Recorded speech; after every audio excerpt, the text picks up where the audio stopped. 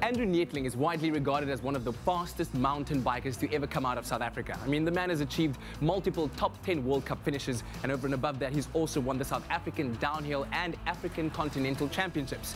Now, post-retirement, he's looking at entrepreneurship as his next big challenge. Andrew, I've got to ask, what's life been like post the adrenaline rush and the endurance and the thrills and spills of being a professional mountain biker? It's been crazy busy and such a challenge. I've taken on things like this bike shop, but I've also been fortunate enough to slow down, kind of smell the roses, enjoy my riding, not having to train, and take on some business ventures, and also been commentating at some international racing events. So once you retired, what motivated you to open up a bike shop? Well, it just seemed like a natural fit for me. I helped build the trails behind this very shop up on the mountain with a partner, Jan van Skalkwijk. They've been going really well, and me and my brother have seen this venue for a few years, and we thought it would be a great place to have a shop where you can come pre and post ride, have a coffee, have a hangout, and kind of just help grow the sport. But I mean, entrepreneurship is no easy ride. So tell me about some of those fears and challenges you faced. Absolutely, I had to deal with a lot of fears. You know, at the end of the day, I looked at it, what's the worst that can happen, you know? Maybe we invest some money and it fails, but I'm going to be the same person, and I'm just trying to give back to the sport. If you don't risk in life, what are you going to get? And it was the same with my cycling, calculated risks. I knew I could crash, I could get hurt, but man, that experience and the joy you got from getting and reaching a goal, I mean, I think that feeling surpasses any fear. I like to feel that we cater for everyone, you know, from bikes obviously to helmets to shoes to clothing and even protective gear, because we know most people need that these days. True that. I've got to say, I'm quite interested by the name, the Hanger Bike Co., because it's not like you've got a bunch of aeroplanes hanging around here. So where did the name come from? I'm glad you brought that up. It's almost a tribute to my late father that passed in February last year, just before we opened the shop actually. He loved his flying and had a private pilot's license, and the building almost looks like a hangar. And then, of course, derailleur hanger is an integral part of a bicycle. So all those things together, and my brother kind of came up with it, and it's just a name that stuck. Plus, we wanted to create a hangout.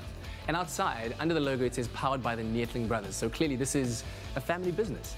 Well, it is a great challenge, to be honest, but I wouldn't really want it any other way. I feel in business, you're going to spend a lot of time around your business partners, your staff. I think you must want to be around them. But in the same sense, you've got to really keep the emotions out of it. And I've got to, first and foremost, my whole goal is to keep my brother, and family. So we're brothers and family first and business second. So what would you say are those do's and don'ts of working together with family in a business? Well, it's every day I'm learning what the do's and don'ts are, and I think really it's trying to keep the emotions out when that's needed. So it depends, are we speaking to each other as brothers, and that's the role? Do I need to support him? Must he support me? Or are we speaking as business partners, and we need to take the emotion out and make a business decision? So I think that's the number one. Decide when to take the emotion out and know your roles in your conversation that you're having. Yeah.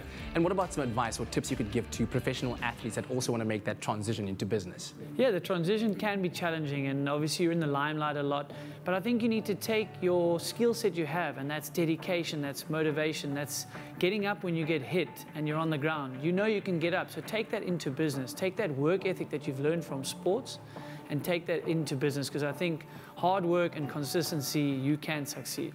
I think right now I'm ready to get kitted up and to take a ride, shall we? Absolutely, I thought you'd never ask. I think I'm not going to lose the fun for riding, so let's go have a ride. These are the machines.